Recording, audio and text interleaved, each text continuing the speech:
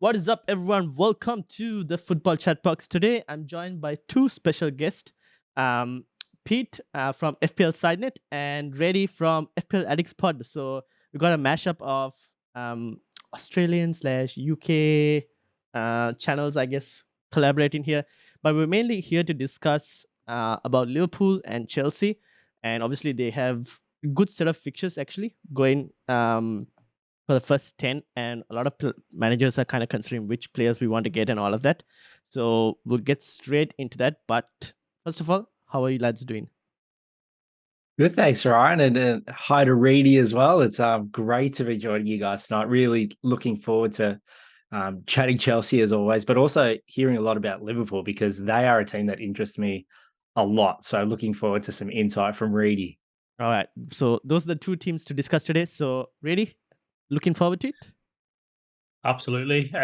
Starting to get excited about the season. I've been itching a bit for it to come back. And no football and stuff. And obviously we're just over a week away now until it starts. Great to be on with you as well, Peterson. And yeah, thanks for having me today, Ryan. Appreciate it. Awesome. All right, let's get started.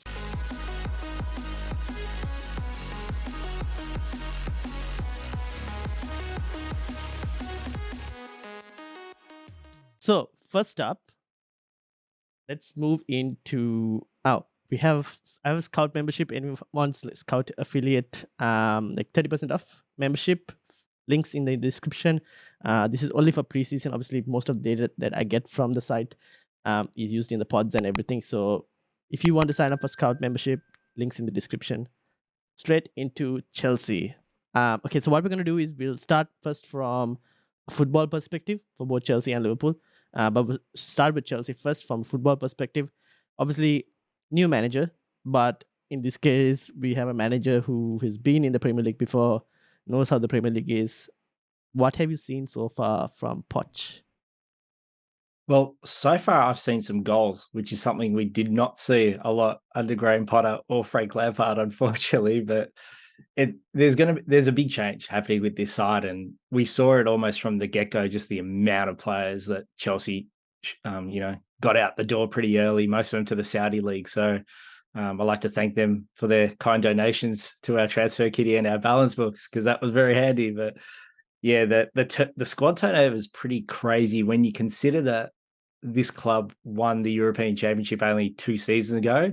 There's now only, I think, 3 players left from that squad, not even the starting 11, just the squad.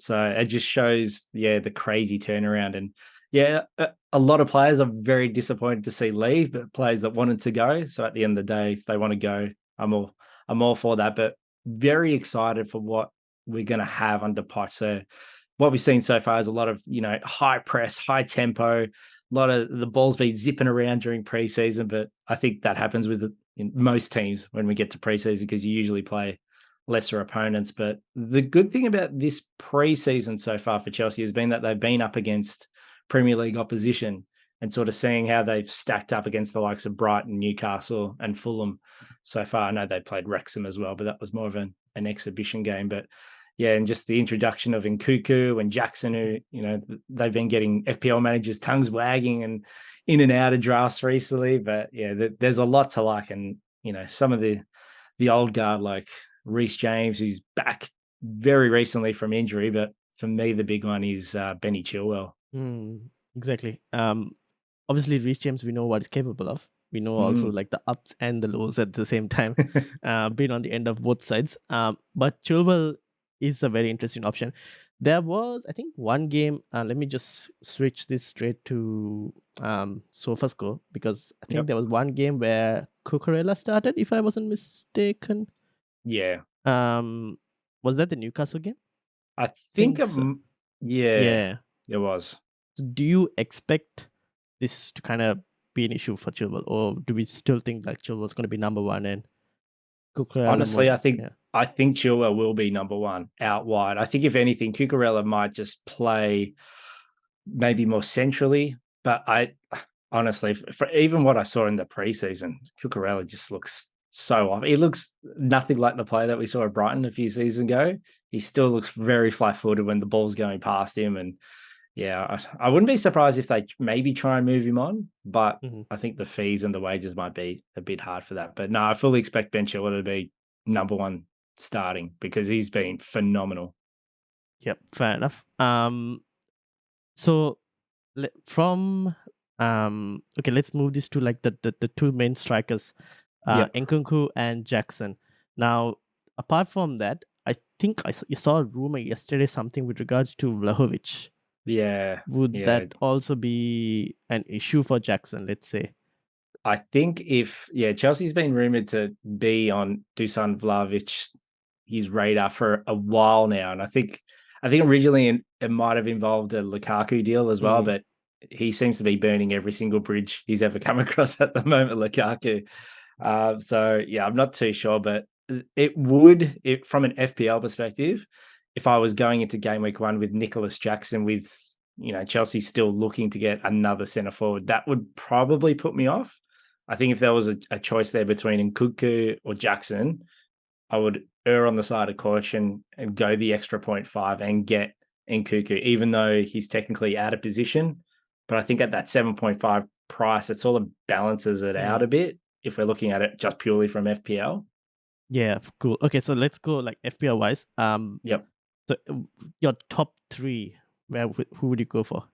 Top 3. Okay, number 1, Ben Chilwell, without a doubt, because I think especially when Chelsea's fixtures to start the season are really good, but it's a difficult first game against Reidy's Liverpool, which we'll touch on soon. And then it's a game against West Ham. Yeah. But then after that, there's a solid 3-game stretch where they're playing like bottom place teams.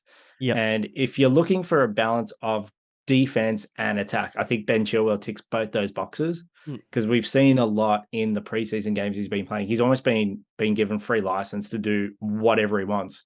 He's making runs into the box. He was almost playing like a number 10 for a while in one of those games. And interesting, I think during the Brighton game, he did an interview during the game. And they were asking him, what's the direction from Poch? Is he telling you to, do these runs? And Chilwell said Poch has given him license to get as far up the pitch as often as he can and as he wants.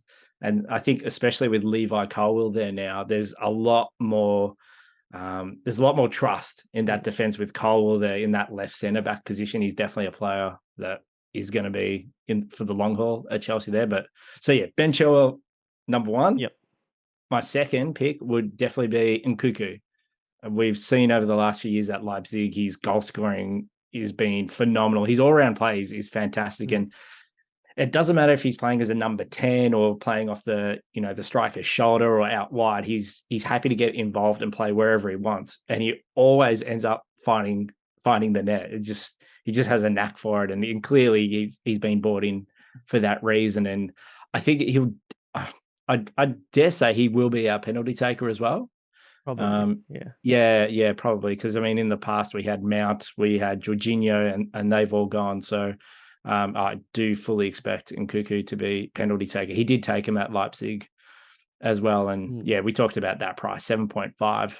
For me, it felt a bit under, but I think because they listed him as a forward, that's probably why they gave him that 7.5, because they weren't 100% sure if he was going to be playing as a number 10 or as a wide forward or as a center forward. But I think clearly that's a pretty decent price there. And I think for a third choice, I think long-term, it's a good option to have a look at those Chelsea defensive clean sheets. So I know I mentioned him before, but Levi Colwill at 4.5. Word is from Fabrizio Romano that he's about to put pen to paper on a new 6-year deal at Chelsea. He's been so impressive during preseason. Reidy will tell you, he was very impressive for the under-21s as well, winning that championship. He's been fantastic. And at 4.5, it's quite easy to, you could put him on the bench for those harder games if you want. And then you've got him ready to go for that run of fixtures. And hopefully Chelsea are just hoovering up some clean sheets, because I think a lot of the attacking players at the moment, like Mudryk and Sterling, there's a lot of question marks about their minutes. And Sterling, he was very disappointing last season. I know he's had a massive price drop, but I think at 7.0 for Sterling, you can easily wait and see and jump on that bandwagon if it starts to take off. It's quite easy to move one of our 8.5 midfielders down to a Sterling if he really catches fire. And yeah, I think the minutes are going to be spread out with a lot of the others too. And yeah, so they'd be my top three. If I had to have a fourth, it would be Nicholas Jackson at the moment, because he's been very impressive in preseason, and especially if Chelsea finish the end of the transfer window without another huge centre forward, then yeah, Jackson at 7.0. So would you, like, instead of tripling ups, just go for like double or just one, Yeah. and then maybe wait to see who that proper third spot is? Yeah, absolutely. I think you could easily go one. I wouldn't probably triple up to start the season, because preseason is one thing, doing it in the league is another. And yeah, that first fixture against Liverpool, it's from an FPL perspective, it's not going to be a big points projection type of game for managers. So we've got time to wait and see. And then we've got the West Ham game as well to see. And with those two games, managers should have a fairly good idea of who is in the ideal Poch 11 there and how he wants to play. And yeah, they're easy to just, drop in one of those Chelsea players for that Luton fixture in game week 3. Yeah, fair enough. I think it's that first Liverpool fixture, which is why I got both of you on, because for both teams, it seems like that first fixture is what's throwing a lot of FPL managers kind of like off not taking those players in and starting with them in game week 1. I've also seen situations where, and really you can jump in as well in this moment, like where managers are benching either Liverpool or a Chelsea player as well in game week 1. Would you do that, or would you just start them regardless, like a Chilwell or a Darwin? I will get to Liverpool, but thoughts on that?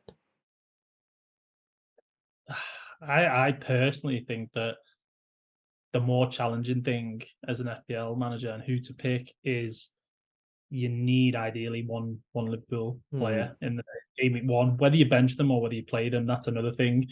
I personally think if you've got someone, and we know the cost of the main players that people are attracted to, Trent, Salah, you're not going to bench them. And Chelsea are people are saying wait and see, like Peterson said there, but it's more game week 3. The fixtures turn for them and become really good. West Ham is a good fixture still. If Chelsea look good in the Liverpool game, people are going to go, if we haven't got anyone and they're playing West Ham next. So I suppose we have to assess it after that one fixture. And we know from previous results between Liverpool and Chelsea, it's been a little bit, left to desire, 0-0s and things like that. So I'm hoping it's not the same, because, if you've got Trent, fantastic, clean sheet, he'll get bonus. But if you go for Nkunku's and Jackson's and Darwin's and players like that, and it finishes 0-0, it's you feel like you've literally gone and not messed up, but wasted. One of your potential future transfers if you've got to take one of them players out. So yeah, it's a tricky one. It is difficult. I do think that putting any of those players from either team on your bench is always going to be a risk, especially more so Chilwell, the way he's played preseason. I can see why Peterson's, you can see he's got his tail up at the moment with how they're playing compared to they were under Potter. And it's exciting because it feels like the top bowler, sort of come in, start making all these transfers, spending all this money, and you expect something to kind of stop for a little while, but it's not. It's carried on. So it's really exciting for Chelsea. Obviously, easier said than done, trying to get players to gel and actually play. And when the Premier League comes along, the intensity is completely different. And that's just from a football perspective. But in FPL, there's some really, really good tasty prices there. And that 0.5 is always the one that kind of like gets managers going like, oh, is it worth going the 0.5? Is it not? You look at Nkunku, you look at Jackson, and people are kind of scratching their heads on what to go with. But this is why we're here. This is why love talking about it. Obviously we're looking forward to all this sort of coming forward in the next week or so.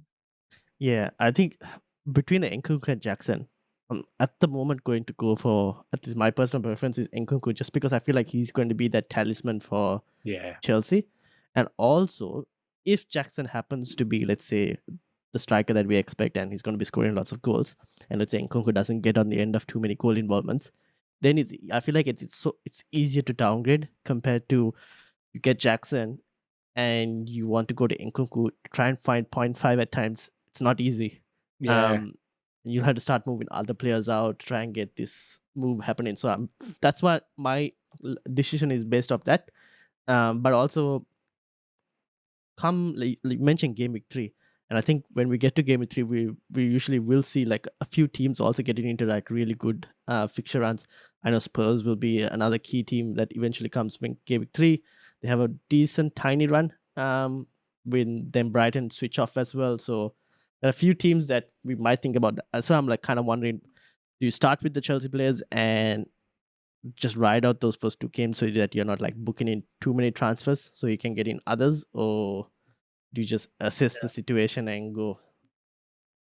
Yeah, I think one thing I'm glad about though is that this game is being played now, because players are going to have to try and adjust and adapt quite quickly. Yeah, we've had pre-season.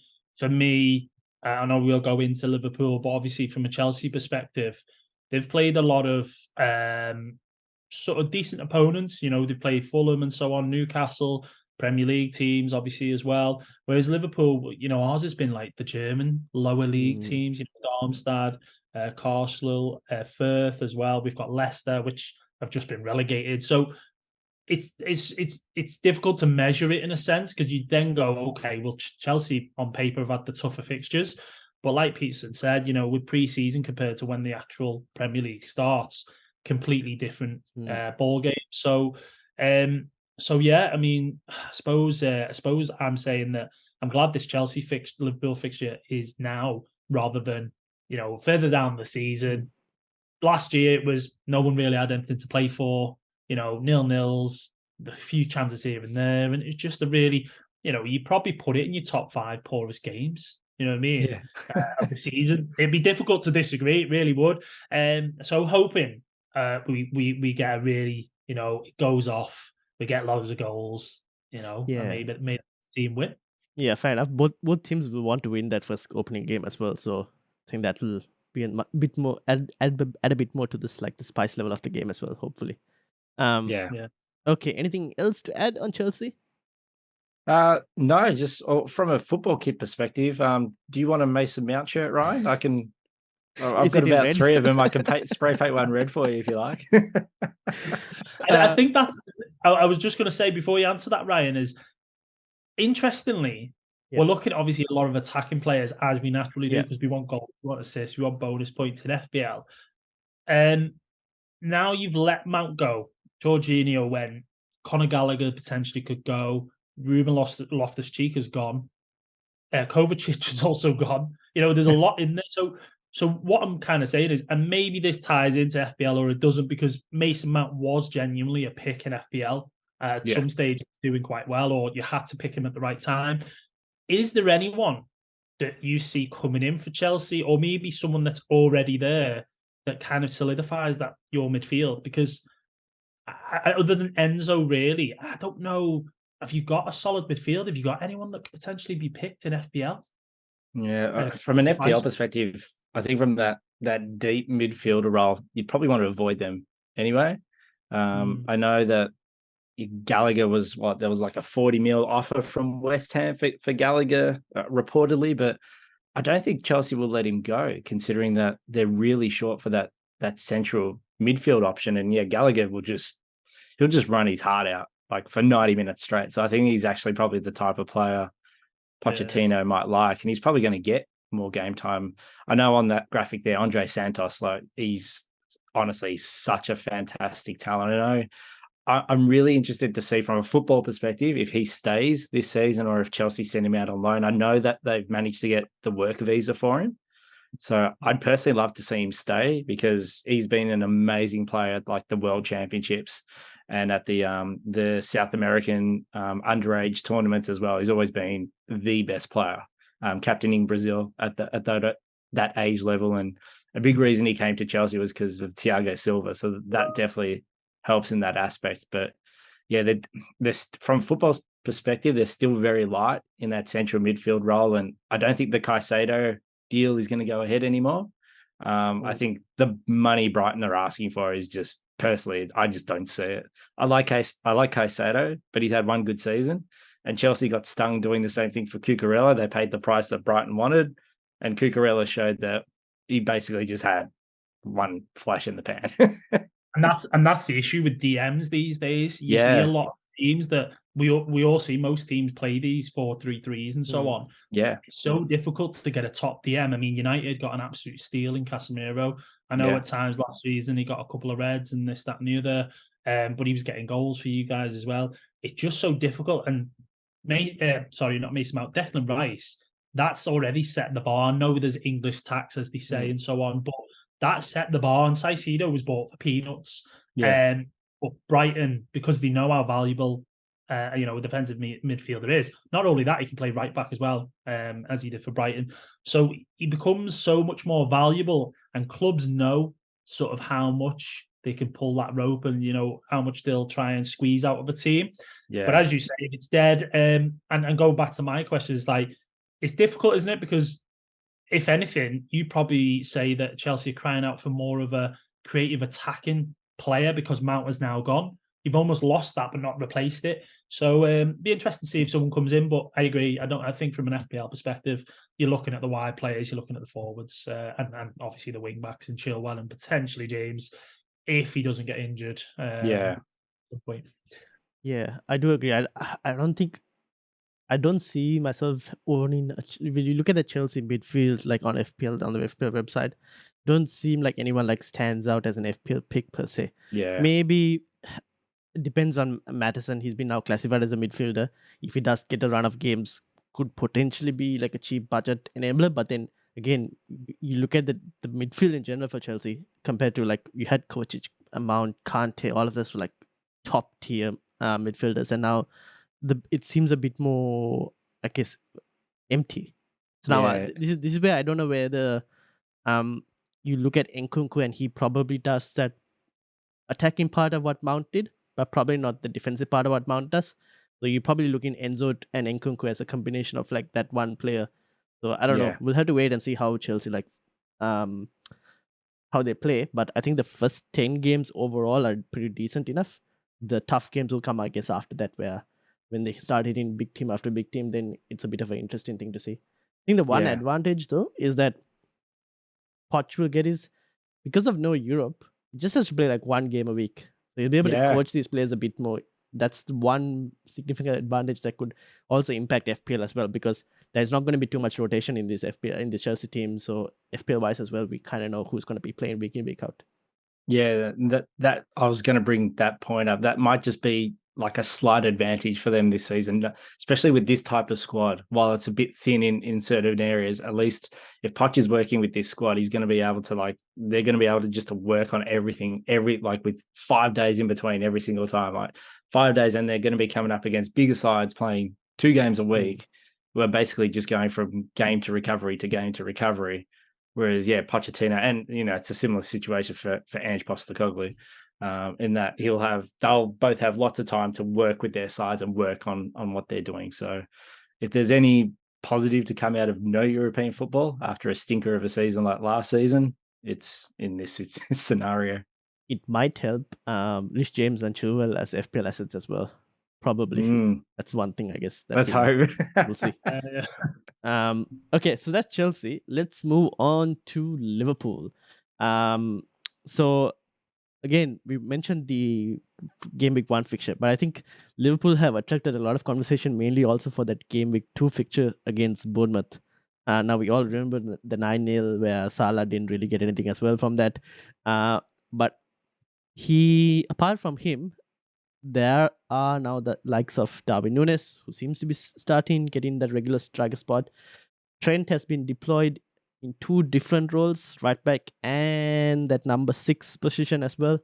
But yeah, Reidy, the floor is yours. Take it away. Well, you know what? I'll do well to live up to Peterson's kind of what's the word, dissection or whatever you want to call it of Chelsea's pre-season, because he was absolutely flying there. It's difficult for me. I'm not going to lie. I mean, in terms of our pre-season, I've not been massively excited by it, but I've been excited by the signings of McAllister and Szoboszlai as well.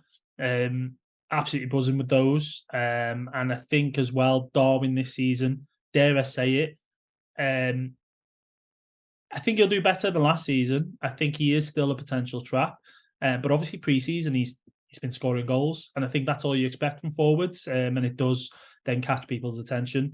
I think generally the players we've let go, we've needed to let go a long time ago. So it's nice to see that we're getting rid of that deadwood, so to speak. But I do expect more signings. I think with Trent going on to that point, it is interesting. I think we all want to know: are we paying 8 million for CDM? For a 6? It's a waste. Because would you pick an actual defensive midfielder in the game for that price? No, you wouldn't. So pre-season, he's played a couple of games there. I mean, in the last game against Leicester, he did play right back. I think that might be the one. Yeah, you've got up there.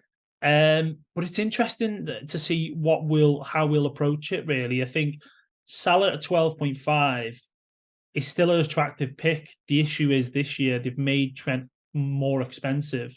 Everyone's going to go for Haaland. It's a no-brainer. So then it's like, who do you actually pick in this Liverpool side? McAllister's 6 million.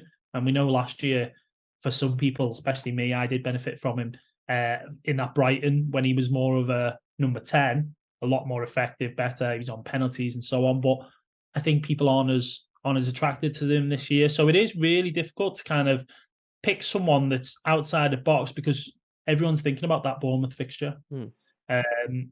And everyone knows that you've got to have minimum one Liverpool player. People will want to get on 2. If people can get Salah and Trent, great. I just see it being very difficult if you don't start with one of those. And if you do start with Salah and you've got Haaland, you've then got to sort of look at your budget and so on. So yeah, I am excited to see what we're like. We've still got 2 more preseason games. We've got Bayern to play. We've got Darmstadt as well to play. So we'll see how they pan out. Fabinho's now gone, as well as Henderson. So 2 in, 2 out, or as you can see on the graphic there, a lot out.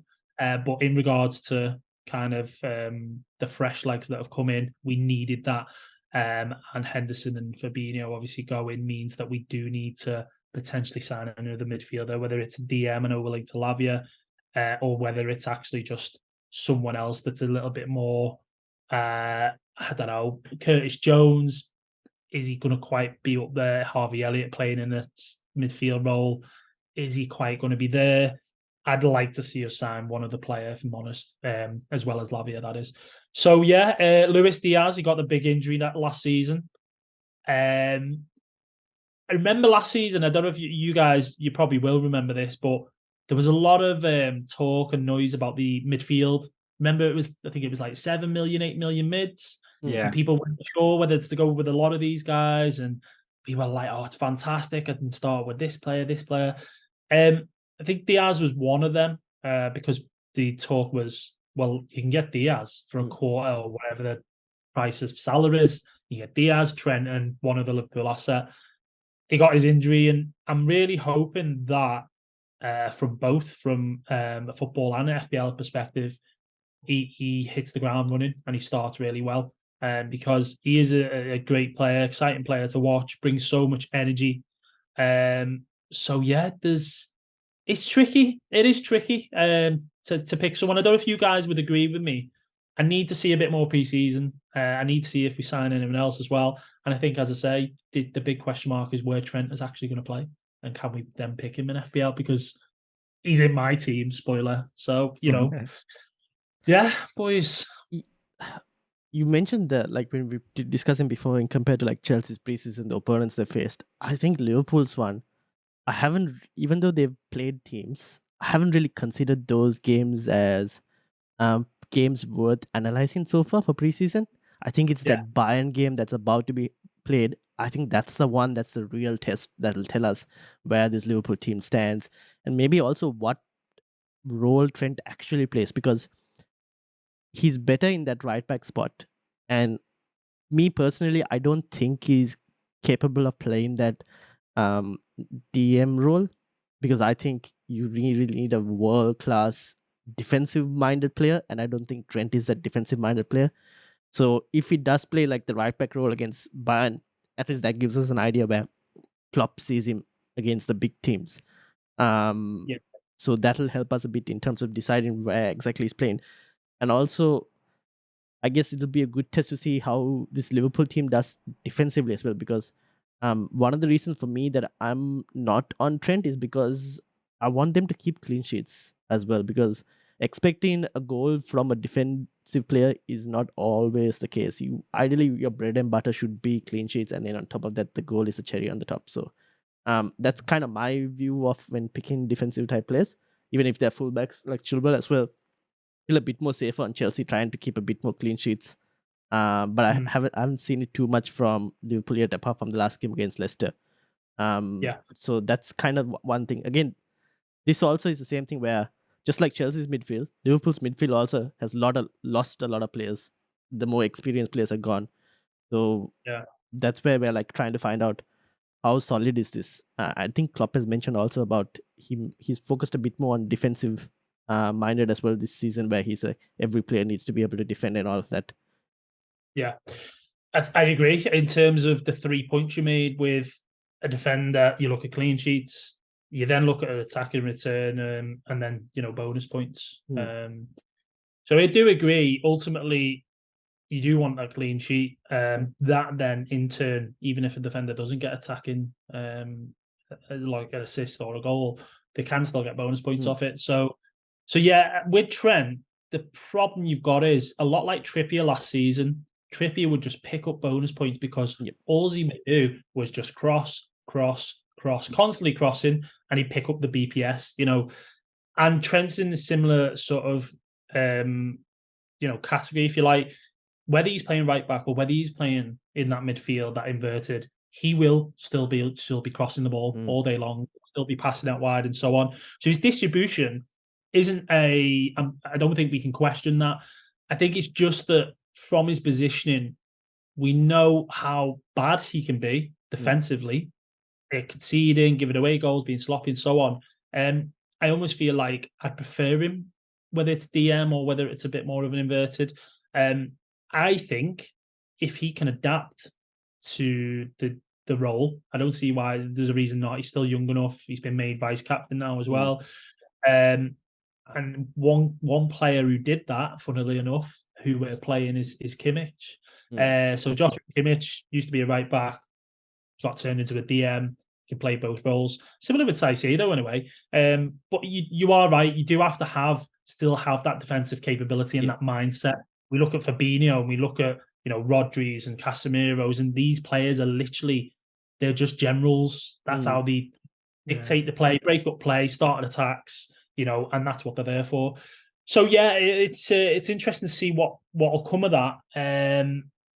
But yeah, I think with McAllister, the one I suppose that interests me, that I feel like is going under the radar a little bit, is Szoboszlai. So Dominic Szoboszlai, who's come from Leipzig, that must have been, I don't know how many players they've made money off. It's getting a joke now, but yeah, he interests me because I did see a stat on his, like XG and his heat maps and things like that. It was really, really promising. And I think that he's going to be the one that's a bit more attacking, if anything. He's capable of shooting, getting goals. He can take set pieces. We don't know yet in terms of whether it'll just be Trent and Robertson again, or whether now we've got McAllister and we've got Szoboszlai, will they be sharing set pieces and so on. So he does interest me, and he might go under the radar. The issue from an FPL perspective is he's 7 million. That does make it tricky because people are looking at the 6.5s from Matoma, the Mbomos, and then you're looking at that jumping up. Actually, I'd rather go 0.5 higher and get a Maddison, you know what I mean, instead of a Szoboszlai for 7 and so on. So it does make it tricky, but you look at the heat maps and his positions and so on, and you look at him as a player. I think something that I'm really excited by. 22 years old, obviously, really young, captain of Hungary. So watch the space on that one. Whether people will be able to get him into their teams, because there's so much choice in the midfield, isn't there? It remains to be seen. But yeah. All right, we'll have to wait and see on him then. But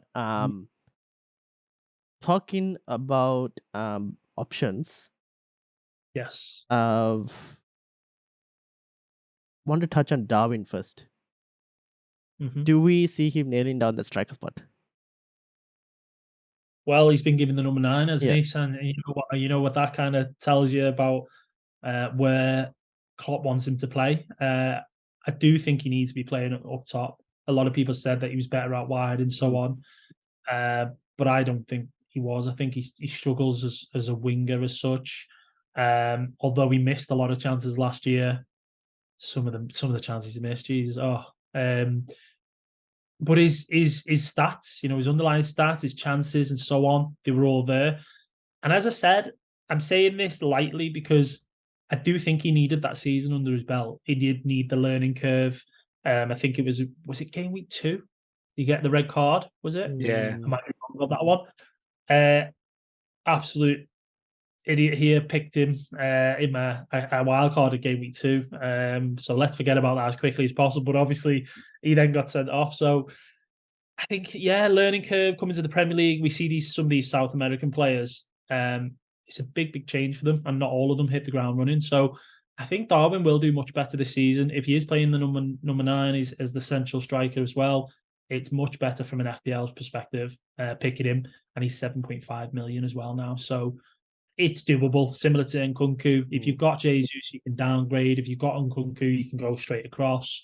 You keep 0.5 million in the bank just as a reserve and so on. It's all possible. So I think he'll definitely do better than last season. But as I said, I don't want to go too crazy on it because I do feel like the Darwin trap could return, and we'll find ourselves going, "Oh, why did we pick him? He's, what have we done?" So yeah, that's what I think about him. Fair enough. And then finally Salah. Now last season he was playing out quite wide, and I've only seen the highlights of like Liverpool's preseason. But what have you thought so far? Same situation or Same Salah? You won't get nothing different. I know there was the whole Salah Son, the Golden Boot thing the season before last. Both absolutely, killing it as usual, as we expect them to. And then they had a dip last year. I mean, I think overall Liverpool had a dip. So did Spurs, of course, as well. So I do think we'll see the usual Salah. He kicked on back end of last season. His stats were still there, considering he had a poor season. Whether he'll be on pens, I'd expect him to still be on pens. I mean, that's a key factor. If you're paying 12.5 for him, he's got to be on pens realistically, and that was one of the big things about having Mohamed Salah, as FPL managers.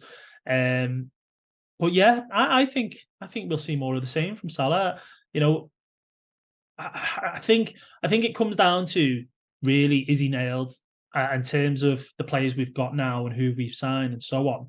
His position really isn't that under threat.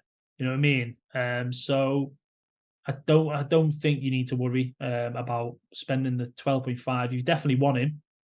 No issues with that. That's what I would have to say about Salah. Yeah. Okay, so then having said all of that, your top 3 FPL wise picks. Top 3. See, there's going with my head as a Liverpool fan, or there's going with FPL. Okay, give me both sides. All right.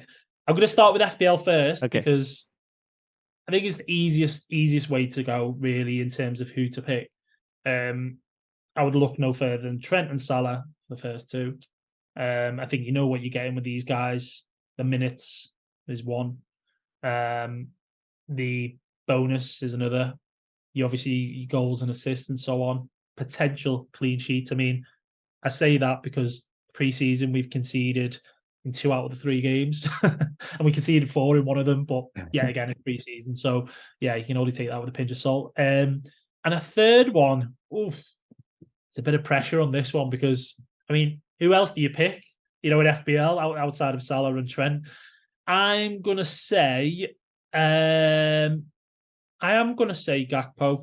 I know I mentioned Szoboszlai before, in terms of being under the radar and so on, but obviously to wait and see, similar to the Chelsea guys, the new ones who come in, see how he does in the Premier League with the pace and the intensity. But for me, Gakpo, I think I really liked what I saw last season. Came in, went about his business quietly, had a brilliant game against Man United. Sorry to mention that, Brian. It's fine. Yeah, I didn't pull Happens out every that time. one. Yeah. But, you know, I really like the type of player he is. He can, similar to what Firmino was doing, he can link up play. He's really cute and clever sometimes, but he's also got finish in his locker. A lot more composed, considering his age compared to Darwin. And I think for 7.5, I think you'll find people battling between who to pick. Obviously, Darwin playing as the striker. It then remains to be seen, is Gakpo going to start on the left instead of Jota? That's the issue we've got. We've got a combination of Jota, Diaz, Nunes, and who am I missing now? Gakpo. Yeah. All four can play on the left, and two, possibly three. Three of those could potentially play as the striker, the number 9. So that's the issue we've got. It is kind of wait and see in that respect. Even though I said before, I expect Nunes to start. I think Diaz will be the start on the left. Then we look at, right, okay, well, where's Gakpo going to feature? But he's my third pick, if I had to pick. Now, from a fan point of view, though, I would like to just go Szoboszlai first, Diaz second, and I'd probably say, I don't know. I think probably McAllister. I know that's 2 new signings and then one we've signed not long ago, but I'm just excited to see what unfolds with those guys because of McAllister's versatility. He's won a World Cup, and Szoboszlai as well, as we know, what he's done at Leipzig, and Luis Diaz just hopefully getting back into the fold and looking frightening again. Pete, anything to add to? I think what we've seen so far with the Liverpool preseason that Reidy's touched on is Darwin's been putting the ball in the net. And then looking at those numbers that you got on the screen, Salah's had 5 assists. So I'm not sure how many of those assists have gone to Darwin, but I remember time and time again last season watching the games where Salah would put the ball to Darwin and Darwin would completely miss the target. And then that has like a rolling effect on both players because their numbers would have been great if, say, Darwin puts 4 more goals in the back of the net, then, Salah might have had another 2 or 3 assists that season. So if Nunez is playing better, it's going to make Salah play better because someone's getting on the end of what he's doing. And yeah, another thing that Reidy touched on that I've been thinking a lot about is the depth that they've got for that centre forward left wing spot, because I know Diogo Jota's listed there, and historically Jota's probably one of the best finishers in the league. Like, his touch is amazing. He needs 3 chances, he can score 2 goals every single game. We've seen that in the past, especially once he gets going. But the thing that puts me off going with a Liverpool asset other than Mo Salah is the minutes risk, where, I could go for Diogo Jota, especially now that he's listed as a midfielder in the game. That's even better. But am I going to get 90 minutes? I highly doubt, even if he starts, he's going to get 90 minutes. If he starts, he's probably going to get 60. I'm going to be sweating on him staying out on the field for 60 minutes at least. And then if he's not starting, well, I expect him to come off the bench. But yeah, like Reidy mentioned Cody Gakpo as well. Like, he really didn't do anything wrong last season. And we saw him play out wide. We saw him play as a centre forward. And then we've got Diaz as well coming back. So it's like, oh my God, like, I don't know how Klopp is even thinking about this. Like, we're thinking about it from an FPL perspective. Klopp must, it's a great problem to have for a manager like Klopp, like all these players. And where does Szoboszlai fit into it? Is he going to be playing, maybe more from an FPL perspective? He's probably going to be more of an assister than a scorer, because they really need him there for that creativity. That's what Liverpool lacked last season. That creativity from midfield just didn't seem to be clicking last season. And it's a similar situation to Chelsea, where the centre midfield has had a complete overhaul this season. And I wonder how that will affect the clean sheets. And yeah, Reidy mentioned that they've been conceding goals for fun this preseason. And yeah, it's preseason, but once things get going, how does that affect the team? But it's still a world-class team. So I'm sure. And Virgil van Dijk's always been a really good option too. But what's he in the game? Is he 6? Van Dijk is 6, yeah. Yeah, 6. Yeah.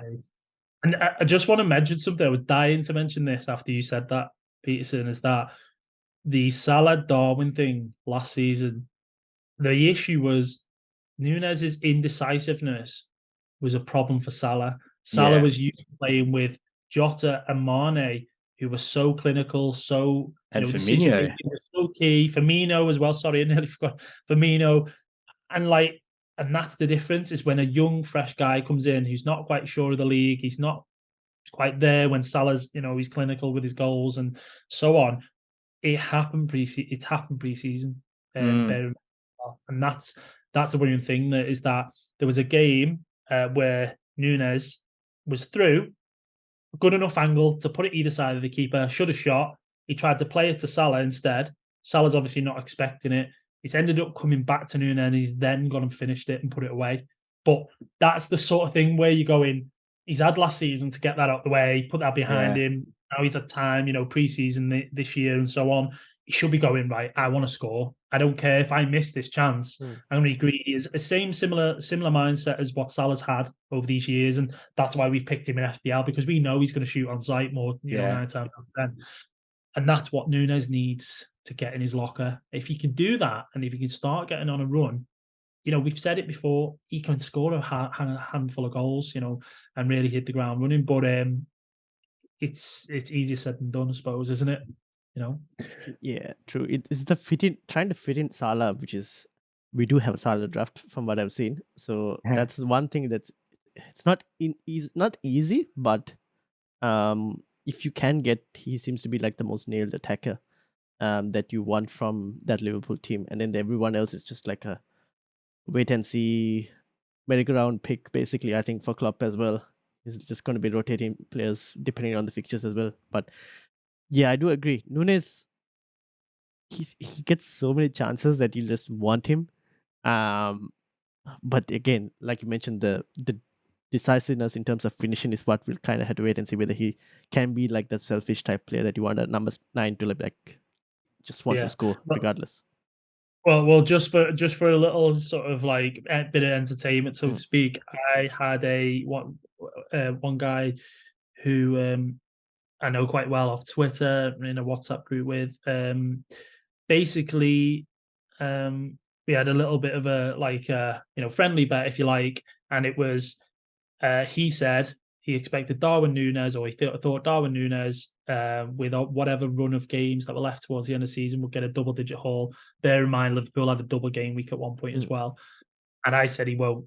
It won't happen. Whoever lost had to pick Robin Koch in their team at the beginning of this season. Now, Leeds aren't in the Premier League anymore. There was rumours of Spurs signing him, which I was praying because, as I'm sure you can guess, Núñez didn't score any double-digit haul at the end of last season and so on. So, I think that shows how sure I was in that respect about Núñez last year. This year, that's why I'm a little bit more okay. Few goals pre-season, 7.5.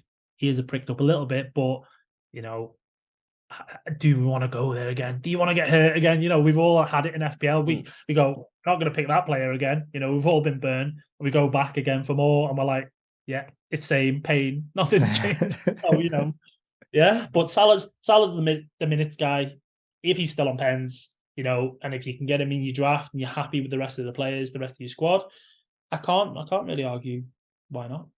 Especially with the Bournemouth game, game week. I mean, if he does blank again and we win 9-0 again, there's no words, is there? There's no words. yeah, that's true. It'll be another key moment because Haaland will be kept a lot as well. And based off like Newcastle, how they're doing preseason wise, don't seem to be keeping any clean sheets as well. So it's going to be a very interesting game week too. But having said that, move to the drafts. Reidy, this is yours with Trent in there. Talk to me about it.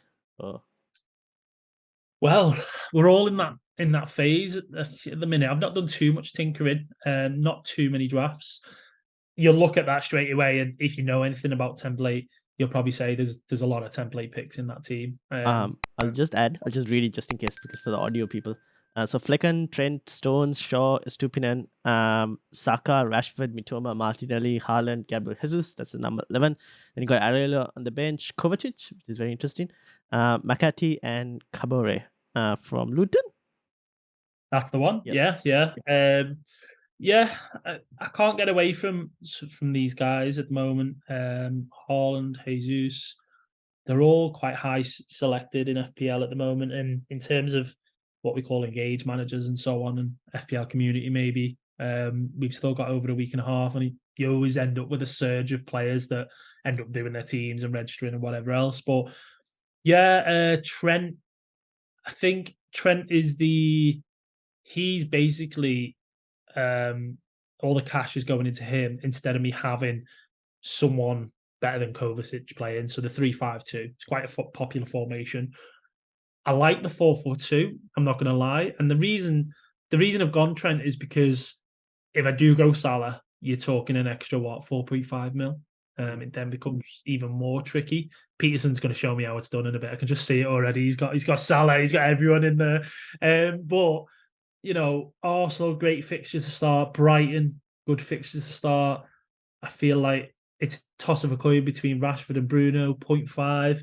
If Rashford's on the left, he's more effective. If Bruno manages to actually, be able to finish his chances and so on and get assists, last season he was close, then great. But yeah, Stupinan, amazing last season, so he's got to be picked.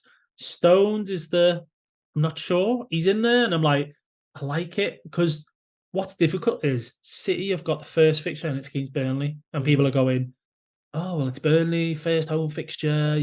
Sometimes teams throw that surprise in. Brentford did it to Arsenal, and it's happened before. Let's be honest, I doubt City are going to just lie down for Burnley. And I think that's why in FPL, it's so tricky, because that City have got great fixtures. It's just picking that third asset who you're thinking is nailed. A lot of Foden, obviously owners and so on, but I've never really benefited massively from Foden. So that's why I've gone Trent, because I want him for that game week 2 fixture, Bournemouth. I don't want to book a transfer effectively. So yeah, I like the team at the minute. There's a couple of positions, the likes of Martinelli and probably Stones, which I'm kind of like, do I? The Kovacic pick was literally just okay, it's a third City guy, he's 5 mil, I'll stick him in. He probably won't be in there. But that's how I've planned it at the moment. Also, I think one other thing was, I might be wrong on this one, but Kabore might be a new signing for Bournemouth. I read or seen something somewhere that he's a fullback, an attacking fullback, and they've signed him because I don't know if they let go of the previous fullback or not, but yeah, he might be like starting games, and he's a wing, wing back if you like. So I thought, you know what, I'll just chuck him in there. But it's either him or obviously one of the other guys that got. I'm pretty sure it's him, and that's why I threw him in there instead of Bell, because I know a lot of people have gone with Bell from Luton. Yeah, boys, do your worst. Tell me what you think. Peterson. Honestly, I like it. Yeah, you're going with the Trent option there. The only thing I would say is the Kovacic pick. I would maybe change that to someone completely different, because if City get going and you really want that third City asset, you're going to have to waste like 2 transfers getting Kovacic out of your side. I know. Don't. It's that classic thing of you block yourself from the move, isn't it? Yeah. Player. Oh no! Why is it not? You've already got 3 players from that team. What? I've done it before. Trust me, I've done it before. I'm not going to tell you what I've done too. I done it last season. I'm not going to tell you who it was or what it was, because you will 100% laugh at me. But yeah, he's just in there at the moment as a bit of a placeholder. He's, he won't be there at the beginning of the season. No, honestly, I love that 11, because it's just targeting the fixtures for the first 4 weeks, and so there's so much upside there. Flecken.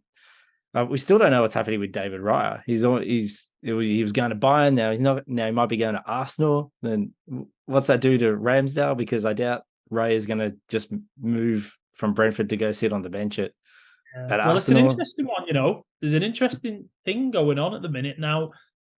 I haven't checked, but how much is I think. Yeah, Raya's 5. No. Sanchez. So he's meant to be going been tipped. Yes. Your boys, Chelsea. Yeah. Now, if that happens, he's 4.5. I would imagine he's going to start if they go and buy him. And there you go. There's your keeper. I mean, you can say it blocks a Chelsea like player as such, but we're kind of wait and see on them anyway. And the ones that we're talking about are Jackson and Kunku and Chilwell. No one else realistically. I know there's like Sterling at 7 now, but you could get Sanchez, and there you go. There's your 4.5. Possibly. I mean, you know, I know it's a Liverpool first up. So it makes it tricky from that aspect. But if you're happy to kind of go with it, because, you know, Brentford do play Tottenham. Tottenham could go and score on the opening day against them. It's going to be difficult to get a clean sheet unless you go with someone who's a 5 mil, or you go for a Pickford who's going to make a lot of saves and so on, who's 4.5. But you mean, I'd just say maybe keep an eye out on that one with Sanchez, because I think up until Steele replaced him, he was quite a popular pick, right? One of the seasons for FPL players. So yeah, that'd be interesting. But Flecken for now, he seems to be the go-to guy. Fair enough. Yeah. I think keepers this season, for some reason, it's just so hard to like decide on what keeper you want, and there are no standout picks per se, unless you go into like the 5 million category and slightly higher. Martinelli is a very interesting pick here. He hasn't been spoken about a lot in terms of drafts and everything. And I don't know if that's because people just are going with that one Arsenal defender. You've gone with the triple Arsenal attack instead. If I could, yeah, I would pick Odegaard. If I could, this team has got nothing in the bank, so ideally I'm going to have 0.5. It'd be silly not to, in my opinion, in case you do want to make some sort of move. And obviously we see the way price rises go and falls.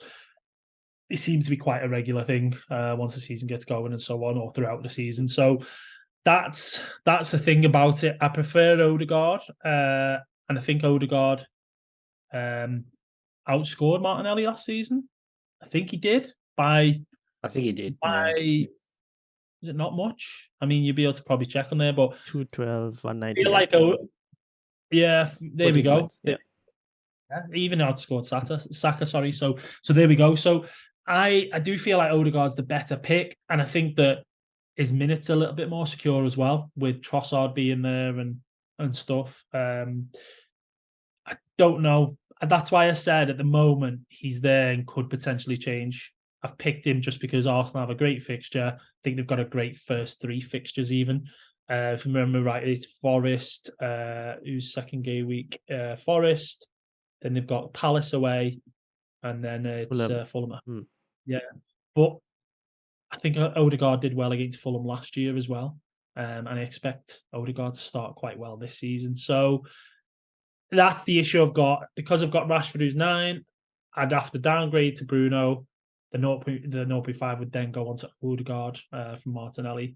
So there's a little bit of tinkering to do, boys. By no means is this the final draft and so on, but I'd say about 1, 2, 3, 4, 5, 6, 7, 8 of these players are probably going to still be in the team come game week 1. Fair enough. Yeah, I think Odegaard, one thing is I'm a bit hesitant because I don't know the introduction of Havertz and everything, how further forward that pushes Odegaard, or does it push it back? I'm not really sure still at the moment. Yeah, it's difficult to say. He is a creative kind of midfielder, Odegaard, in a way. He does do well drifting across and you know, is the balls he's capable of playing through. He's the captain, right? Yep. He's the captain, isn't it? So I think that's another thing that in terms of minutes wise, you expect that, but the positioning is certainly an interesting factor. You look at Bruno Fernandes last season, you know, many people picked him and then he was playing deeper or he was out on the right. And you kind of going, well, what's the point in me picking a guy who was 9 million last year, maybe a bit more. So that's what makes it tricky with Odegaard potentially. But I still like him. Really, really like the type of player he is. I think he always wants to help people score goals. Always wants to be involved. Likes a shot from outside the box, and it's very rare that you got those sort of players in FPL. It's difficult to get someone like that, and I feel like Odegaard is last year's what we expected of Bruno last year. That's what Odegaard actually is. He delivered that last year, and I expect him to do the same this year. So, yeah, it's a tricky one. 8.5. should you just get Bruno instead? Should you just stick with Martinelli? It's close to the deadline gets. I'm sure I've made the decision, and don't be surprised if you've got Odegaard in there. Fair enough. All right. Moving on to Pete with the Salah draft. The Salah draft. Yeah, so you got Onana, Estupinan, Chilwell, Matty Cash, Salah, Foden, Saka, Bruno Fernandes, Mitoma, Haaland, Wissa, in a 4-3-5-2 formation. And on the bench, you got Areola, Baldock, Kabore, and Sula. Mm-hmm. That's your bench. Now, talk to me about it. Salah draft. Yeah, this is one I keep coming to a lot. So yeah, I've actually called this my Mo Salah draft version 1. But there's pros and cons to this. The con is there is nothing left in the bank, and there is like nothing on the bench. So I'm basically going to be lucky if one of my players in the 11 doesn't play. If I get a point off the bench, I'd probably be happy with that. But yeah, it is trying to make everything work with having Mo Salah in there. So I think Reidy mentioned before that Bournemouth fixture, and you touched on it before as well, Ryan. I think if the Bournemouth fixture for Liverpool was up first, that stretch of fixtures, I think Salah's ownership would just be insane this season. Like we're heading into a season where we've seen year after year Mo Salah absolutely smash it game week 1. And then he's got Bournemouth in game week 2. And his ownership's probably going to be the lowest it's been since he walked into the back to the Premier League with Liverpool. And so for me, I don't mind having him there as that option there, because it's always easy to downgrade from a high price player like that than it is to try and then find the funds to get him in if he does catch fire. So if he catches fire, great, because I've got the points. If he doesn't, well, come game week 3, I can downgrade him to someone else and I can upgrade another player or even 2. So it's like a mini wild card without using the wild card. It does mean though that up front, going with the 5-man midfield, I've basically got 6 mil to play with up front. But yeah, we've seen Yohan Wissa so far for Brentford playing as that centre forward, and historically last season, like his starts compared to returns are pretty decent. And Brentford's fixtures are pretty good to start the season with. So, I mean, I'm not expecting a goal every game. If I got a goal every 2 games, I'd be absolutely stoked with that for that price. And it also gets that Brighton coverage there, and that Brentford coverage. And I know they've got Spurs first up, but I mean, we saw firsthand with Ange Ball here when Spurs played West Ham. That was an insane game of football because it was all Spurs and they left so much space behind them. And West Ham just basically scored 3 goals just from picking them off. And we've seen in the past, Brentford are as good as anyone to set up. They're almost better playing as a counter-attacking team than a team with the ball. We've seen it time and time again. So I think there will be options there. And then it's Fulham, Palace, Bournemouth. So I don't mind those fixtures to get in on that. I've been pretty high on Foden for quite a while, and it's been interesting seeing the narrative with Foden the last few weeks of, especially now that Gundogan's gone to Barcelona and Mahrez has moved to Saudi Arabia. I would say if we see Bernardo Silva play, we saw in the big games last season, especially in the tail end, Silva playing as the right winger almost in place of Mahrez, just because he's a better footballer. He can cover more of the pitch than Mahrez. And we remember a few seasons ago when Silva was playing in that front 3, he was absolutely electric. Now, if I start to see Silva play more in that wide spot rather than as a centre forward, as like the number 10, I'd be keen to go there because it's a cheaper price and we know he's quality. But for now, I'm happy with Foden. Saka picks himself. Bruno over Rashford is probably more down to budget, but I think Bruno's price this season is ridiculous. 8.5 for a guy who only a couple of seasons ago was 13 mil. He's used to the Ten Hag system now. We've seen that he has license to do whatever he wants. And you talked about it. I think Reidy might have touched on it before. The reason we love Salah is because he's so selfish. He just gets the ball and he shoots. Bruno's exactly the same. Once Bruno gets anywhere in the stratosphere of where he could see the goals. He's He doesn't pass. He just goes for a shot. He's on penalties. He plays 90 minutes. He's captain now, so hopefully when he's mouthing off to the referee, he's not going to get a yellow card every time. Matoma, it's just, the Brighton fixtures are just insane, those first few game weeks. And hopefully he gets the minutes there. But yeah, I got my boy Chilwell there. I got my man, the Polish Cafu. A few people have, my co-host Andrew has been trying to talk me out of the Polish Cafu, but after we recorded, he did score the next day. So a bit of vindication there for my man.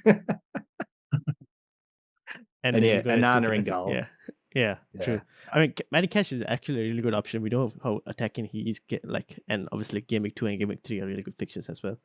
Yeah. And we saw how good Villa were under Emery last season, so I'm expecting more of the same. But yeah, like I said, it is a bit threadbare, but I do like. I think if I can get this side out for the first few weeks and leave it, then hopefully there should be lots of points there. And if it doesn't work, if Salah just isn't working, it's the easy out, and I can fix up that whole team straight away. But yeah, it's light on Arsenal, which I don't like, but that's sort of the counterbalance to getting Mo Salah in my side. But I have played with a version of this side where it's a 4-4-2, and basically Foden is just down to like a bench fodder player, and I'm able to get an extra defender there, which is like an Ake or a Stones, and then I can upgrade that Vissar to a Gabriel Jesus or an Nkuku. So I could sort of have a combination of Stones and Nkuku, or Ake and Gabriel Jesus. So there's that option there as well, which it's probably a better squad, but I'm sort of tempted to go with this one because it's all out on the table, just going all out attack, try and get as many attacking returns as possible for the first 2 weeks. Fair enough. Reidy, what do you think? Yeah, I can completely see where Peterson's coming from in terms of he just wanted to kind of get Salah in there, and you can downgrade. Similar to me with Trent, I was saying, right, I've got one guy, you can downgrade him, and prime example's Trippier, when the fixtures come good or something, because you've got that option. But an interesting question, I suppose, is if Salah doesn't catch fire, like you were saying, say he does well against Bournemouth, but then we've got Newcastle, I think, Game Week 3. Would you be tempted to swap him to someone like a Son? Because Spurs have got fixtures. I think their 3 fixtures are literally like, I think it's Burnley, Sheffield United, and someone else. Fixtures. Yeah. With my plan, I've been, once I get to like Game Week 3, I have still been playing with getting rid of Salah, and then I'm able to get in like either if Kane's gone, I can easily get Richarlison because he's going to be playing centre forward, or I can still stretch that out to Heung-min Son, and I can then upgrade someone else to like an Arsenal player or something because they've still got good fixtures around that time too. So yeah, there's definitely that option there where I'm looking at. That's when probably I move to get a Spurs player in there for their good run. Yeah, I think the one thing that we can see from this is that if you do have Salah and Haaland in, it is tough, isn't it? Yeah. Because you've got no money left. You've got cash and which are interested. I think a lot of other people might have the likes of, Shaw. Yeah. Like I've got Shaw, and there's maybe a couple of the defenders that you could have people have got instead. You're light on the Arsenal, as you said, just having Saka is potentially an issue. Have you thought about in terms of how you can get to those sort of players? Like I know Salah's an option to downgrade, but realistically, come Game Week 2, would you want to go from Salah to an Arsenal player? No, because we've got Bournemouth, so you wouldn't want to take him out then.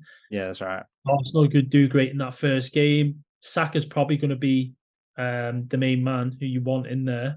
But then if you've not gone for Odegaard, Jesus, or Martinelli, and they go off, you're kind of in the same situation. Wissa, I'm kind of 50-50 about that one. I don't mind it, I think he's kind of, the limelight's away from him because of Tony and Mbeumo. Mbeumo's going to be kind of the main guy, if you like, now in Tony's absence. and he's on pens and so on. But Wissa does chip in with his goals and so on. I think for 6 million, you can't complain too much about that. Him compared to the likes of, say, an Evan Ferguson, who might not get the minutes because Welbeck's in there, Undav and so on. You've got João Pedro now as well, who's a cheap FPL forward. So Wissa, I don't mind. You could. I was going to say you could potentially go for a lower price forward, but I don't know. Have you looked into that? It drops off pretty quickly after 6. Like it's even around the 6, it's pretty sketchy. Like if Dominic Calvert-Lewin could stay fit for more than 2 minutes, but he hasn't even walked on the pitch in preseason yet. So yeah, no chance. Don't do that to yourself, Peterson. Do not Calvert-Lewin in. Do not do it. West Ham's Mubama. Yeah, I did have him there, but I'm not too sure. I thought at least with Asula there, because I know with the Sheffield United strikers, because they had Ndai, who did pretty well last season, but he got his dream move to Marseille, and they're pretty light in that Sheffield United side. So I think Asula looks like he's going to get at least minutes every week. So I'm quite happy to leave that on my bench. But yeah, I think with this side, I may switch to my 4-4-2 version, and it's basically Foden coming out. But yeah, losing Foden, I just probably strengthen two positions. I strengthen up that second striker, and I get in another key defender where that probably gives me a better balance for the first few weeks. So I may move on to that format instead. Yeah, because the issue you've got, Peterson, is that as it game week 3, so you'd have to roll in game week 2. Which I do anyway. Yeah, which you'd do anyway, say. So you'd roll in game week 2, then you wouldn't take Salah out. You'd keep him for game week 2. So then you'd have Salah game week 3. Still, you'd have 2 free transfers. You potentially I'd probably lose Salah in game week 3. Take him out game week 3 and then lose. I could get a Spurs player and I could get a Chelsea attacker. You go in Kunku and say a Son is the obvious side for right now. But yeah, I like the team. It is strong. I think we're all going to know more come game week 1, the deadline, because the likelihood of us getting City leaks is strong based on that season. So I think that will then give us an indication of, okay, well, we can go with Foden, or we can go with Stones or Ake or whoever, and you get that third City asset if you want him or you need it. Could be a Cancelo, guys. You never know. But I think he's going to Barcelona, so might not be an option. But that will not kind of set the precedent really going forward, but that will definitely have an effect on who people pick in their team. Certainly the engagement, like ourselves and so on. So yeah, I do like it. I do like the team, mate. I can't knock it too much. Very interesting. Thank you. Moving from, we had a 4-4-2, a 3-5-2, and now a 3-4-3. I've gone. So I have 2.5 in the bank with this. So a lot of cash to still spend. I've got Onana, Saliba, Chilwell, Stones, Foden, Rashford, Mitoma, Saka, Wissa, Nkunku, and Haaland. That's the starting 11 with Areola, Cash, Anderson, who seems to be having a really good preseason, and Ashley Young as well, interestingly. So bench-wise, I've gone with players who play. I've gone with Young because of the fact that he played one of those games out of position in a number 10 or just slightly behind the striker kind of situation. So I've gone with that hope that maybe there'll be a few games where I need him and he plays out of position or something. If not, he plays left back, that's fine. But the main starting 11, I think Foden still, I'm not sure about it, where I want to go. Who do I want there? Stones is also still a bit uncertain when it comes to the City players, whether it's Stones, Laporte, Ruben Diaz, we don't know who's going to start where.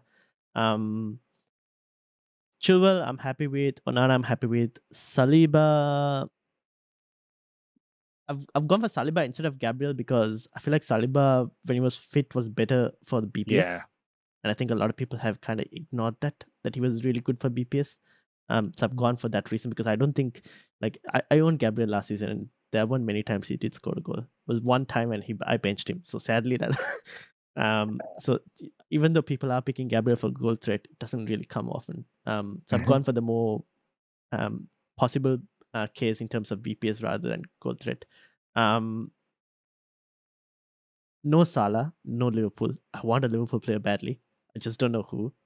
Maybe I have thought of I can go Rashford to Salah and then move Visa to a 4.5 and upgrade Foden to a Bruno Fernandes, something like that, and still Okay. have like a United cover, but also get Salah. So, and then it switches into a 4-4-2. But I haven't really played with it to see whether I like it or not. But yeah, what do you guys think? Go ahead, Peterson. Oh, Oh, okay. Oh, you passing the baton back. Yeah, you go first, Reidy. I like it. Yeah, I like the team. I think the Saliba one's interesting. He was a favourite of mine. Was last season his first season in the Prem? I think it was. Yeah. Proper season, yeah, whatever it was, proper season started and so on. Really liked him. Obviously, the song that came with him was great. Little chant. I did get some pain from him as well, benching him. I think when he got a double-digit haul one week. And I like him. I can't knock that really. I can't knock it. Is he same price as Gabriel? Did we say? Yes, I think so. 5 million both, if I'm not mistaken. Yeah. Yeah, he is. So yeah, I like that one. Like that pick. Chilwell, yeah. Stones. You know what? I'm really surprised about. Neither of you have got Shaw. I'm really surprised about this, especially more so yourself, Ryan. So Is there a reason? it's the reason in being because I've got like a United defensive cover in terms of Onana, and I felt like just based on watching like him play and like the amount of passes he does, I feel like when it comes to this is again back to BPS. I think like Onana is gonna like rack up baseline bonus so much that there are chances that if they clean, he'll get 3 BPS or 2 BPS. And the only way he doesn't get 3 BPS if they clean is most likely if United try and let's say Højlund scores or something. Otherwise, the chances of like Onana being like 9 or 10 points if they clean, it's like really high compared to maybe Shaw has to do a bit more for a defender to try and get to that 3 BPS. That's the one main reason, and also the 0.5 difference. Yeah, I do get that, and I can see completely where you're coming from. Why that 0.5 is easily saved and going with Onana. I just think that we seen it last season, very similar to Trippier in a way. Although Shaw doesn't put as many crosses in, he was almost a BPS magnet. He was, but that was more centrally though.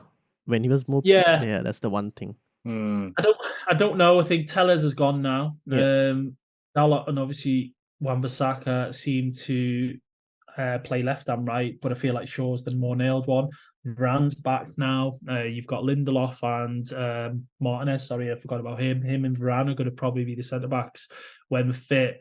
So I don't know. I feel like that 0.5 is easily more valuable in Shaw. That's just my opinion. And I think in the games where he does get a clean sheet and an attack in return, I think he's going to end up with so many more points. Then yes, It's just how I maybe look at it, and I think maybe I'm looking at it with template tinted glasses, and that's another reason, obviously, why I'm looking at it from that aspect. But both of you have gone with Onana, and I don't think it's a bad pick. I'm not saying that it is a bad pick, but obviously, if we're comparing the two, I just prefer Shaw. So yeah, interesting on that one. Obviously, great answer in terms of why you picked him. And I fully support that, mate.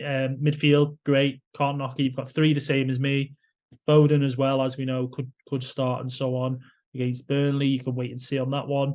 Interestingly, you've gone with Nkunku from the beginning. And looked okay pre-season. Not much to knock him for. How much you got in the bank? 2.5? 2.5. 5, yeah. And then you've got Wisser as well. So little bench. Not many drafts I've seen with a little tidy bench going on. Ashley Young, I think he's, other than Thiago Silva, got to be the oldest player in the Premier League.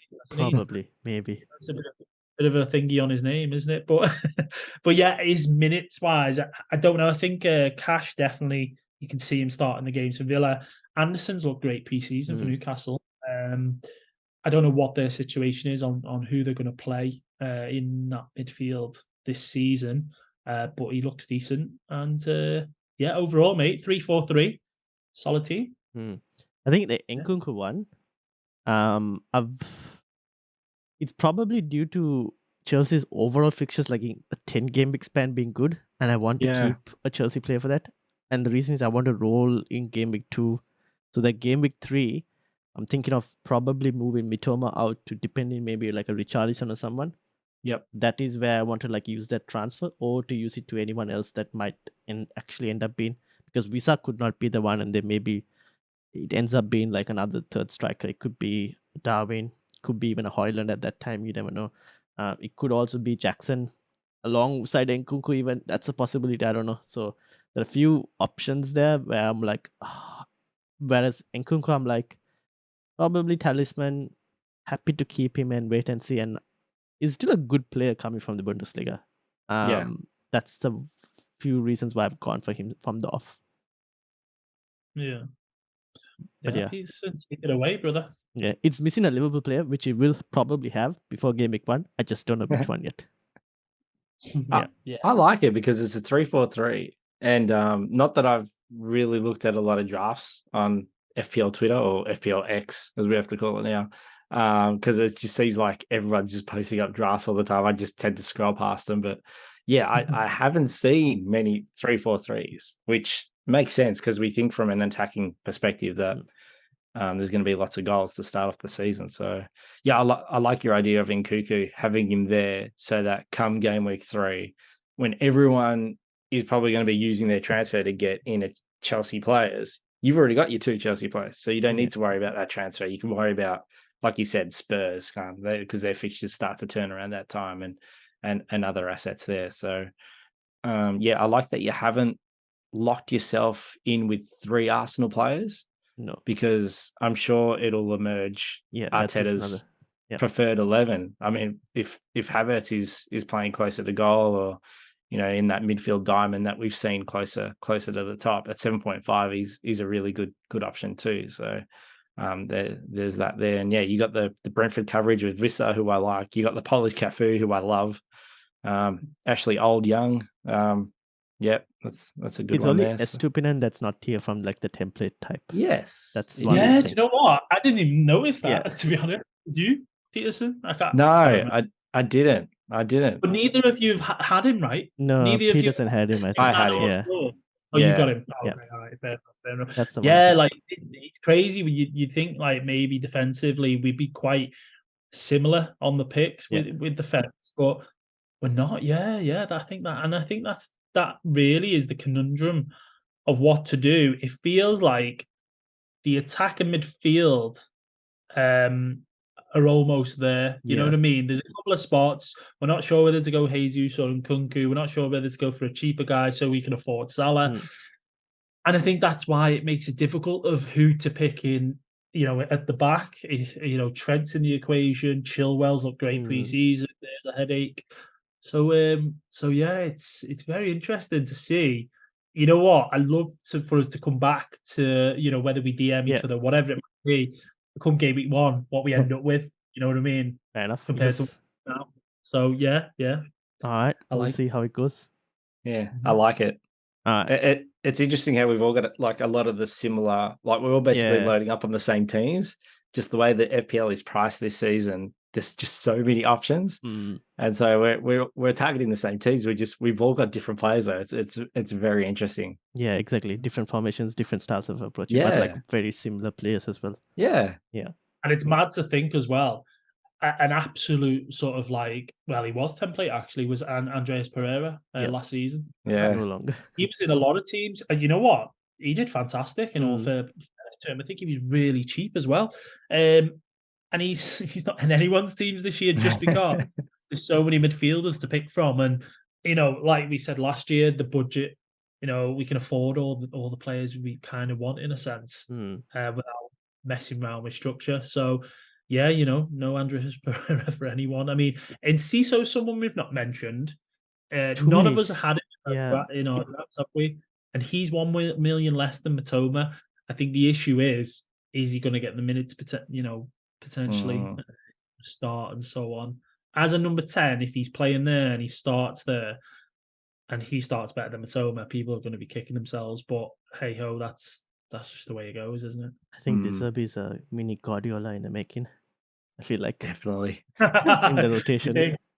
I mean, there's the March argument again. You Yeah. look at his stats compared to the rest of them, and he's 6.5, and not many people are looking at him, are they? So it's they feel like last year the Brighton picks were a lot easier, especially with the double game weeks for them. Yeah. Whereas this year it's going to be a lot tougher. Yeah. Anyways, we'll see how things go. But yeah, that's basically all we got. So thank you to Peterson and to Reidy as well for joining me.